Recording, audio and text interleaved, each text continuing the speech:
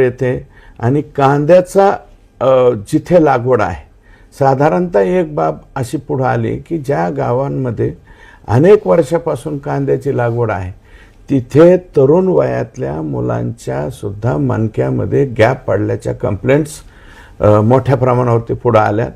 म्हणजे याचा अर्थ असा आहे की अतीव कष्ट केल्यामुळं आणि काही ठिकाणच्या अशा तक्रारी आल्या होत्या माझ्याकडं की हिरव्या गोळ्या महिला मंडळी जे आहे ते हिरव्या गोळ्या हळूच त्या पेन किलरच्या गोळ्या आहेत.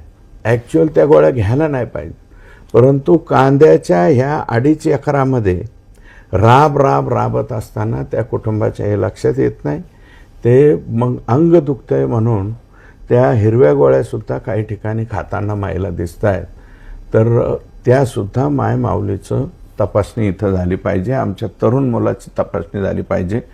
4थ्या आणि 5व्या मणक्याच्या मध्ये गॅप पडलेले अनेक पेशंट हे दोन्ही तिन्ही तालुक्यात दिसत आहेत आणि विशेषतः आष्टीमध्ये ह्याचं प्रमाण जास्त आहे, कारण कांदा लागवडीचं क्षेत्रसुद्धा इथे जास्त आहे.